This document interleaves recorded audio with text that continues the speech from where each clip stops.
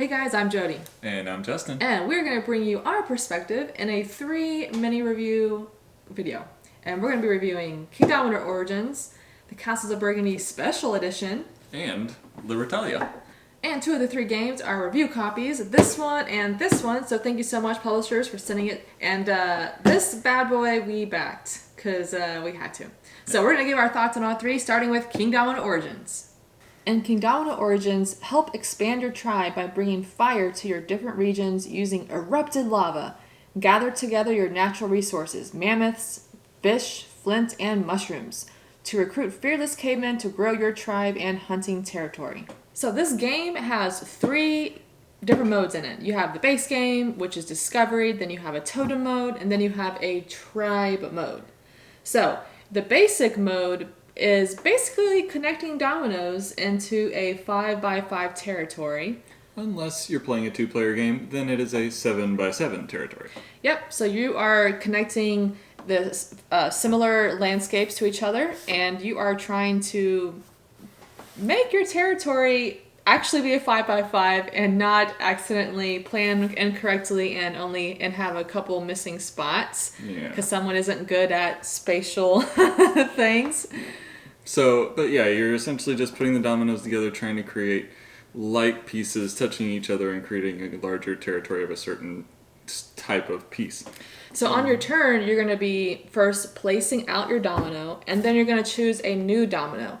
And the new domino that you choose will basically determine the turn order for the next round. Mm-hmm. And some of the dominoes might have just landscapes, some of them might have little fire symbols, there might be volcanoes. So what you're trying to do in the Discovery mode is basically make different regions as large as possible and multiply it by how many different fire symbols you have. Yeah, so like she said, some of the actual dominoes might have fire symbols already printed on them, but the volcano pieces that will come out will then create more fire lava. pieces. They will create more fire symbols that you will be able to place out there, and therefore multiplying the points that you get for that particular region. So that was the Discovery mode. Then you also have the Totem mode, which introduces resources, which I gotta say, the little resources in this game, they're so cute. They're really cute wooden, like fish and mushrooms. They're super cute. Anyway, this mode introduces the resources, and they'll come out on the tiles, and you'll move them into your territory, and you'll get points at the end of the game for resources you have left over. And also, you will be scoring like a majority for resources in different regions, right? Yeah, so whoever has the greater majority of that type of resource will then get the points token. The totem tile or something. Totem tile. Which will be more points at the end of the game. Correct. And then we have the Tribe mode, which introduces the cavemen. Which the cavemen all have different kind of abilities, and so you just kind of have to see what's on the tile in order to know exactly how that caveman is going to be scored. Yeah, for instance, there's a caveman that you put into your territory, and you score points for having fire tokens and fire on the dominoes surrounding that token. So there's different things like that, like points for mushrooms surrounding it, and so on. And that is the 3 different modes. Yeah. Now. So what did we think about it? Okay, you go first. Okay, so this is my type of game, I would say, because it is a puzzle type of game and it's not extremely heavy. No. So for me, that's kind of where those kind of things do fit what I like to play. Now, kind of my thoughts on that is there's some other things that I might prefer over it, so we'll come back to that, but for right now I would say this is generally my type of game to play. Well, did you like it? I liked playing it. Would I come back and play it over and over again? That's you wouldn't want to pop it out and play every now and then? I feel like it would be good for since we have a newborn that will be eventually a older child at some point in the future. It would be a good one to start to introduce her to this type of game, and I would play it for a little while with her. But so, are you saying this isn't crunchy and heavy enough for you? I think I never would have heard this. Why would I even? I'm not gonna answer that. If I start saying that I want a more crunchy game, she's gonna start saying, "Well, let's play. Let's play Unsettled. Let's play the new one she just got in, Voidfall. Let's play." I'm just surprised you don't like this more than you did. I liked it. I think it's a good game. I love the components. I think the quality is great. And I enjoy this. I'm wondering if I like it more than you, which is surprising because, this is definitely more up your alley than me. I like it. Let me just clarify. I like it, but I think I would play other things certainly over this. All right, so what was your favorite mode in this game? I didn't like the most crunchy mode where we went into the caveman tiles and all of that. I would say I did like the second level mode. The totem with the resources. The totem with the resources, so it added a little extra than just placing stuff out there and trying to put it in the right spot. I like that kind of thing, but yeah, that little extra with the resources did add a little something that I did like. I think my favorite mode was the caveman. I enjoyed the extras, scoring option of, where you place those little cavemen out to, get more points if you have extra fire around it or mushrooms or whatever. I think I like that mode the best. Cool. So it seems this game is another, in the middle of the pack game for us. I would say so. Not awful, not amazing, but one that we would play if somebody wanted to play, and, I enjoy it. So yeah. Somebody wants to pull it out and play it, I'll do that. All right, so that's Kingdomino Origins by Blue Orange Games. In the world of Galecrest, sky pirates set sail on the winds in search of adventure, treasure, and glory. As an admiral, you command a vast and varied crew, but so do your rivals sailing other ships in the pirate fleet. So this game is played in 3 voyages, and each voyage is going to have multiple turns and phases. Now, to start this game, each player is going to get 6 identical character cards, and there's a bunch of different character cards, so there's going to be variability. Now, basically, what everyone's going to do on your turn is everyone's going to select a character card and simultaneously play it. Then they're going to get revealed. Yes, they are. Then they're going to get played out. Yes, they are. But how are they going to get played out? According to the number that was on the card. Yeah. So it's going to go from in an ascending order. And then there's going to be different phases. Okay, so you got daytime abilities on cards. And those are going to be triggered first. That's when you go from the lower number in ascending to the order. number. Oh, I guess I'm going this way. You're going this way. In ascending order. All right. After that, then everybody is going to trigger the dusk abilities on the cards. So you're going to go in reverse order that way. And each person will also on during the dusk phase also choose loot tokens. That is correct. And place their character card in their ship. And then after the dusk part has been resolved, then you're going to do nighttime abilities. So on the cards, you're going to have different symbols showing, daytime ability, dusk ability, nighttime ability, anchor ability. After all the days have been completed in a voyage, then at the end of that voyage, everyone is going to trigger any anchor abilities they have. There might be loot tokens that need to be figured out. Like, for instance, you might get more money or doubloons from the tokens. And then after all that, everyone's going to figure out how much money they have and add it to their dial. And then the money goes away because a new voyage is going to start and you're going to kind of start that process over. Start fresh, new cards, new money, all of that. And then you're going to, at the end of that voyage, calculate how much money you have and add it to your dial. So the dial is like the summary of where you're at in the game. And then each voyage is you're trying to add to that. And whoever has the most money, doubloons, at the end of all the voyages, at the end of the game, they're the winner. So then, Jody, what did we think about it? Oh my gosh. Okay. First off, I love this production. So I've always heard of Libertalia. I know I've watched many people on YouTube, talking about this game, and I've always been intrigued by it. But I was never drawn in because the older version is all dark and I like bright, vibrant colors, And so when this one was released, I was really interested to finally try Libertalia just because the production was just more up my alley. Not only is it brighter, more vibrant colors, you have really high quality components, which I always, it's like a given with Stonemaier games. They always have amazing productions. Let me just say, I am in love with those loot tokens. I'm sure you I are. love it. They're so nice. I just want to play with them. They're really nice. Yes, awesome production. Yeah. So another thing that we like in this game is that there is a lot of variability in the character cards. There's 40 different cards. I think. Let's see. So you're not going to use all of the cards within a single game, but that does give you a lot of that variability from game to game. So every game's going to be a little different. You're never going to have exactly the same thing going on. I mean, and it could be a complete different gameplay because the characters are going to have a lot of different kinds of abilities. So there's just I would say a lot of replayability in this game. I agree. Now, I would also say that there is a lot of interesting interaction with this game. Oh yeah, definitely. And some of it is actually kind of like mind games that you're playing with people because, like we mentioned, everybody's getting the same cards in every round or every voyage, I guess, right? So every time everybody's getting the same cards, so we know what the other person has.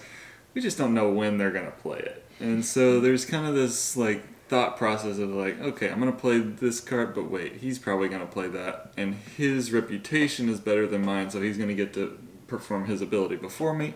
So there's this kind of battle that you're dealing with, but you also have to think about you've got different advantages as you go up during the daytime, and then as you come back during the nighttime. So let's say you play the same card, you might get the advantage in the daytime, but they might get the advantage in the nighttime. So there's kind of these little mind games that you're playing when you're putting out the same cards.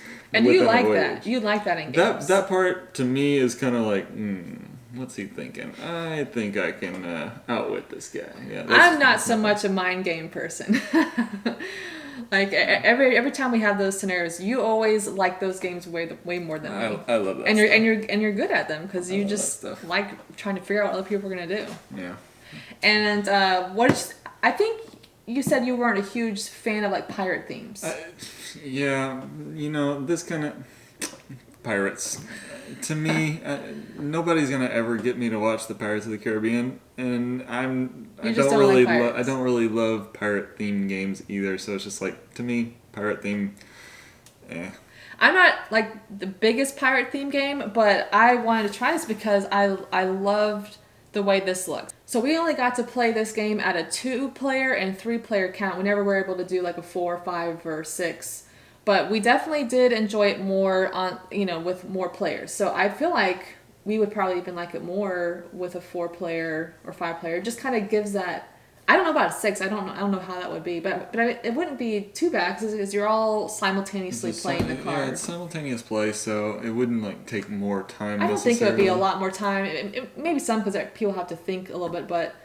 I mean, I don't think it'd be a lot more time, but I think it might be more interesting having that much player interaction. Yeah, I think so, because it's these mind games that you're playing, it's okay, I can pinpoint what this guy is doing, but I got to think about what this person, and this person is doing, and it'll make it a little more challenging. Yeah, so we definitely enjoyed it more at a 3-player count than a 2-player count. Definitely. Now, I did forget to mention, in regards to the production, I also am a big fan of the rule book. I thought it was nice and concise. I thought it was very well put together and not super long and cumbersome. I thought it was great. And I really appreciate, because I'm the nerd that likes to sit down and read rule books, right? I don't read rule books.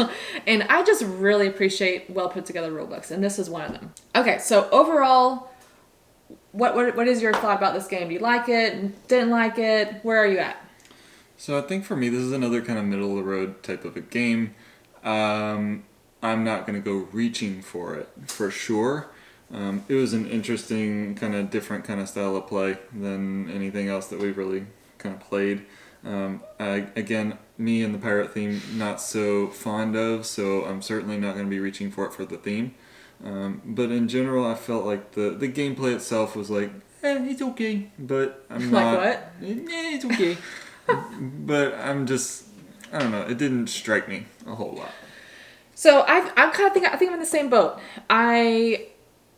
It's a good game, and if this seems like an interesting game to you, definitely try it out. while it didn't jump out as like an absolutely amazing game to us, it might to you because it's a great game, great production, really put together well. I think I just like a little less player interaction types games. Like I think my favorite games are when I'm doing a lot of my own stuff, but with some player interaction. But this is definitely a lot of like mind games, player interaction. Which again, I did like, but just for some reason, the whole package just for me didn't work as well as what I would have liked. So it's a good game, but probably just not one up our personal alley as much as some other games. But for some other people, this might be a fantastic game. So if it looks interesting to you, definitely try it out. The production is amazing. It is 15th century in Burgundy, central France. As an influential duke, it is your goal to lead your estates to prosperity through strategic expansion and trade. Roll your dice to reveal your options and find a strategy that will lead you to victory. Whether trading or farming, building or research, many paths lead to prosperity and prestige. So this game is played over 5 phases, and each phase has 5 rounds. Correct. I have a hard time keeping that straight because I feel like 5 rounds, 5 phases, or the other way. I feel like usually it's rounds that have phases. Anyway, 5 phases with each phase having 5 rounds. Correct. And each round, everyone's going to be rolling their dice and taking 1 action per dice. Yes. And the different actions are, you can take a tile from the main area. Whenever you take a tile, you're going to place it into your little reserve spot on your player board. Another action is taking one of those reserved tiles on your player board and putting it into your duchy. Then another action is being able to sell goods, where you basically take your little goods tiles and you sell them all of one type, and you can get points and 1 coin. Then another action is you can get 2 workers. Now workers are super, super handy in this game because they let you add or subtract 1 from your dice value.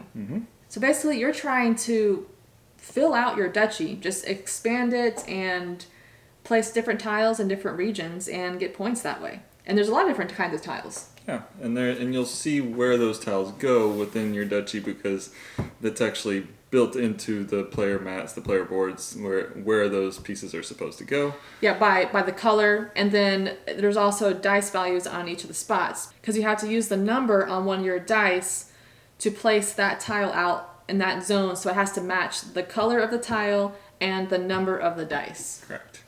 Yeah, that's kind of the thing with this game is everything you do has to be is dependent on what the number is on the dice that you roll.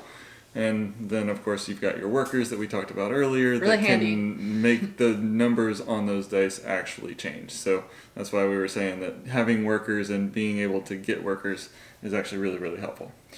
So there's a lot of different kinds of tiles. Some of you have the blue ship tiles that can advance you on the turn order track and let you collect some goods. There's all kinds of different building tiles, which are like the beige ones. And each building can kind of do different things. You've got livestock, which is a way to get a lot of points. Because if you have a lot of the same type of livestock in a region, you're going to score that amount of animals. Like if the tile showed 4 cows, you're going to score 4 cows. But if you play another cow tile in that same region, you're going to score 4 plus. Then so it can really ramp up the points. Then what are some other tiles? You got yellow ones. Your yellow ones, which are, I think they're called monasteries? Yeah, so those have a lot of in-game abilities or end-game abilities. A lot of different things. My favorite one is the red castle tile. So that basically gives you an additional action. And there's some other color tiles as well, like mines and so on. So there's a lot of variety in tiles. Now, in this game, there are a lot of ways to score points. So we already talked about the livestock. So when I say scoring points, you can score points during the game, and there's ways to score points at the end of the game. So livestock was one of the ways that you can score points during the game. Yellow tiles might have some in-game scoring, like 4 points per this type of building, and or they might have some effects that you can use in-game as well. Right. You get points for completing regions in your duchy, and you get points for completing all of that color region first compared to other people. Correct. So and that's not all the ways you can score points. There's more ways, and it's fun. It is. Now, there are also, in this production, expansions. There's a lot of different expansion material in here. We played with several of the expansions, which provide, new different tiles. And the biggest expansion that we played that's new is the Vineyard expansion. Mm-hmm.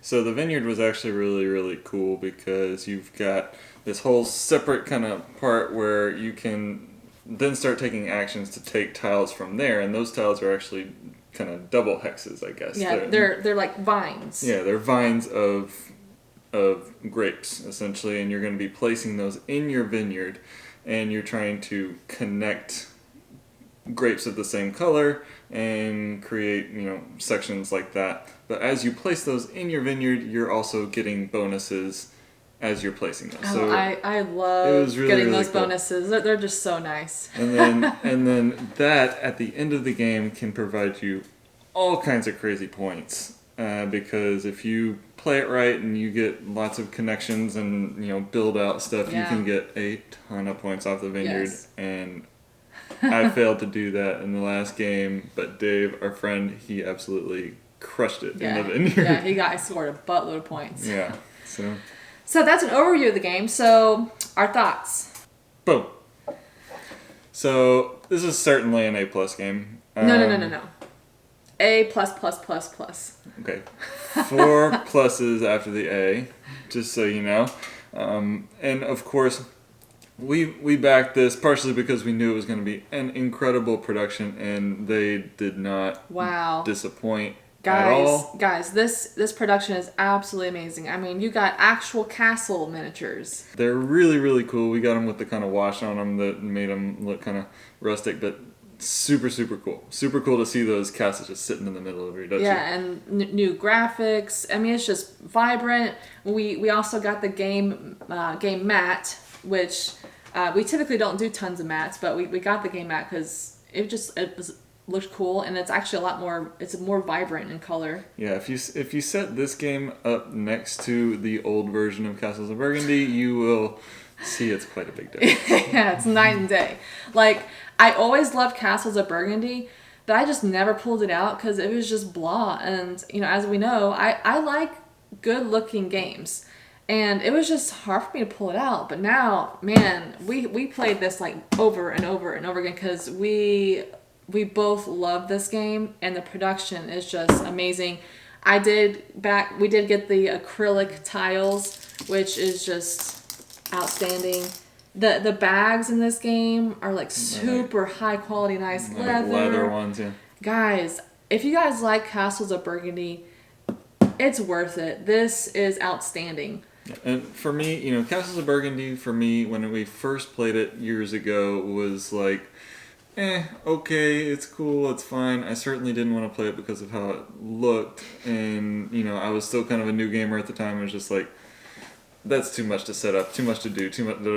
Oh, I did all the setup. I know, but to me it was just too much to even think about all of the possibilities. Now, as I've grown as a gamer, I guess this has shot up the list for me, and it is certainly gonna take a pretty high place for me going forward. And yes, the production has a lot to do with that, but at the same time, the gameplay. Yeah, the gameplay is amazing. The vineyard expansion. We both really liked the vineyard expansion. Really, really, really cool. Yeah, and I've always liked dice games, and I really like this one. I mean, because you just have two dice, but you roll them and you take an action per die, and it's really nice that because you can easily get workers, and those workers can modify your dice. And this game is just absolutely amazing. Gameplay and production of this version. Yeah. And there's just so many different ways to score points, and we kind of like those games where it's like, oh, there's like a million different ways to score points, and at the end you have like 200 and something points. Yeah, and it's kind of fun to play games like that. Yeah. So guys, overall, oh my gosh, it's heavy. Yeah, there's a lot. Oh, there's a lot in here, but this game is amazing, and this production is outstanding. So that's a wrap, and thanks so much for watching, guys. We'll see you on the next one. Absolutely. It'll be awesome, and we thanks so. And we thanks so much. Louis, thanks. Misa, thanks you so much. Oh my gosh.